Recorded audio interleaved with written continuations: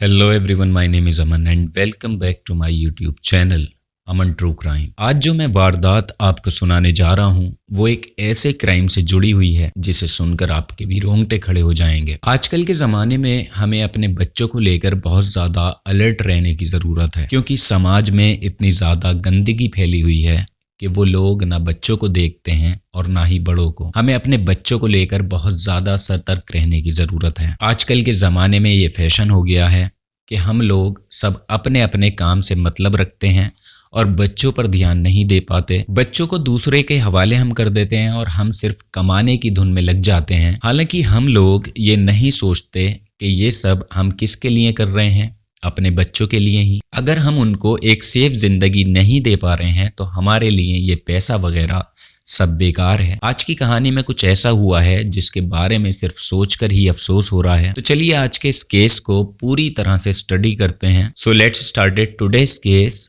गुड़िया।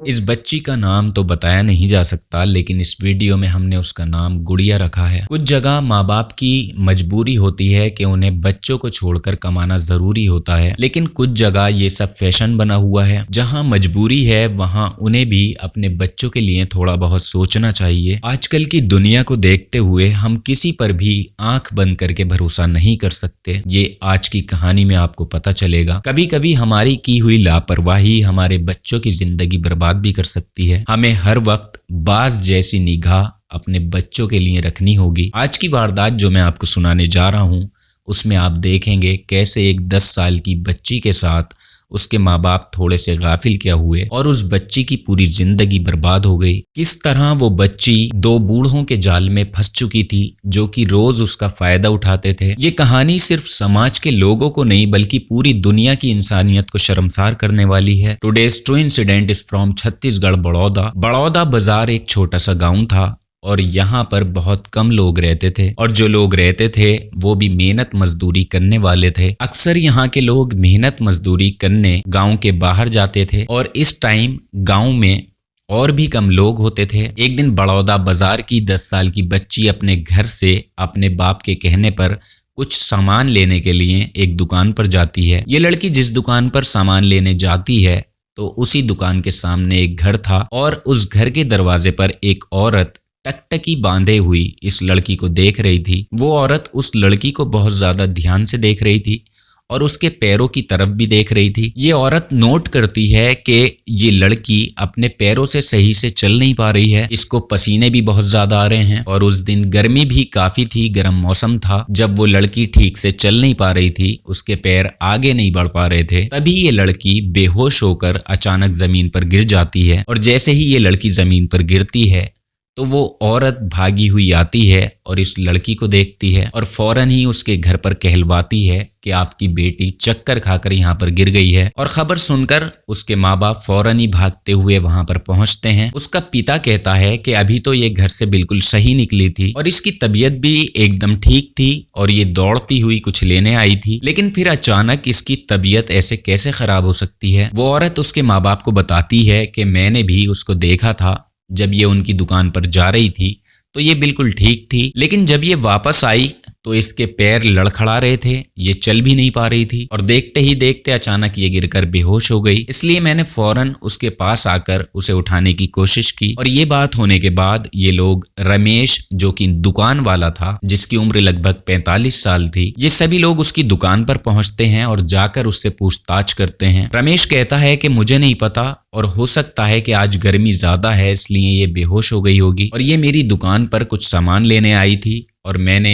इसको सामान दिया और ये फौरन ही सामान लेकर वापस लौट गई। रमेश के कहने पर उसके पापा समझते हैं कि हाँ वाकई गर्मी बहुत ज्यादा थी और हो सकता है वो गर्मी से चक्कर खाकर गिरी हुई। इसी बीच गांव के वैद्य को बुलाया जाता है और उसका इलाज शुरू होता है। वैद्य आते हैं और फौरन ही उसका इलाज करते हैं, लेकिन वो उसका इलाज करने में कामयाब नहीं हो पाते क्योंकि इस लड़की की तबीयत संभलने के बजाय और ज्यादा बिगड़ रही थी और लड़की की हालत ज्यादा खराब होते देखकर घर वाले उसको पास के ही एक अस्पताल लेकर जाते हैं। जब ये लोग अस्पताल जाकर डॉक्टर से उसका चेकअप कराते हैं तो डॉक्टर बताता है कि इस लड़की के साथ रेप हुआ है। डॉक्टर की ये बात सुनकर माँ बाप दोनों के होश उड़ जाते हैं, वो रोने लगते हैं और ये लोग सोचते हैं कि इतनी छोटी बच्ची के साथ ऐसी कोई दरिंदगी कैसे कर सकता है। और इस लड़की के साथ ऐसा ही हुआ था कि इसके माँ बाप दोनों मेहनत मजदूरी करने सुबह से घर के बाहर चले जाया करते थे और ये लड़की अकेली रहती थी और इसी चीज का फायदा लोगों ने उठाया था। माँ बाप की इस लापरवाही की वजह से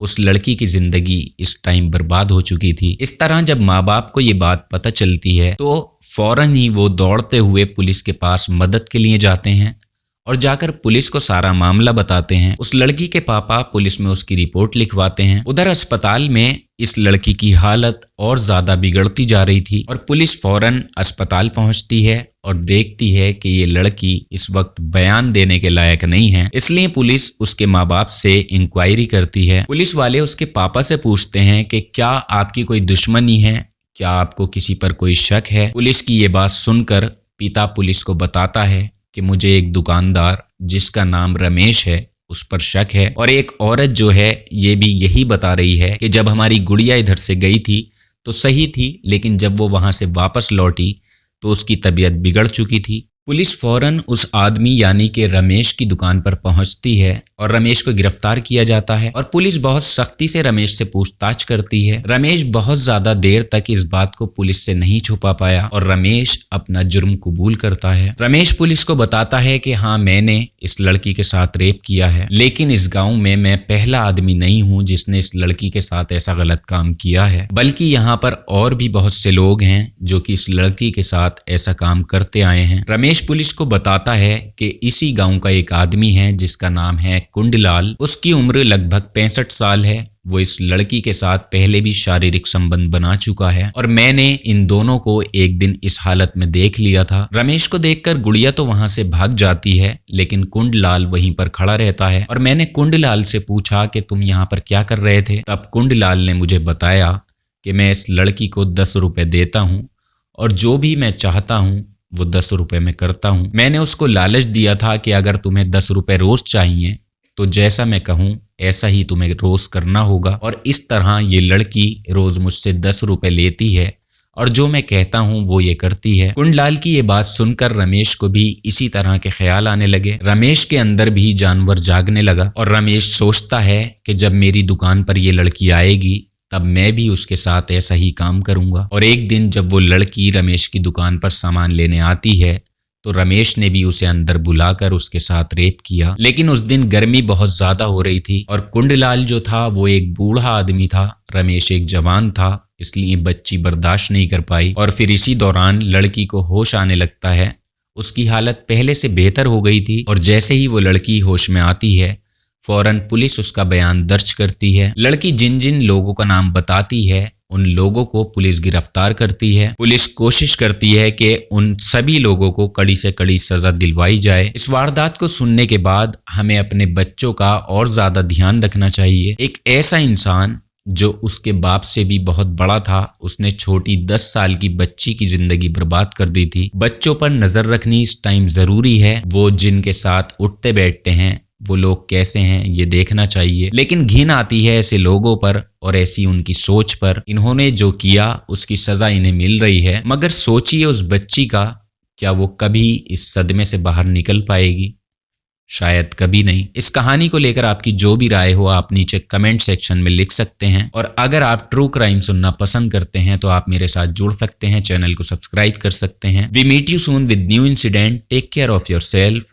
जय हिंद।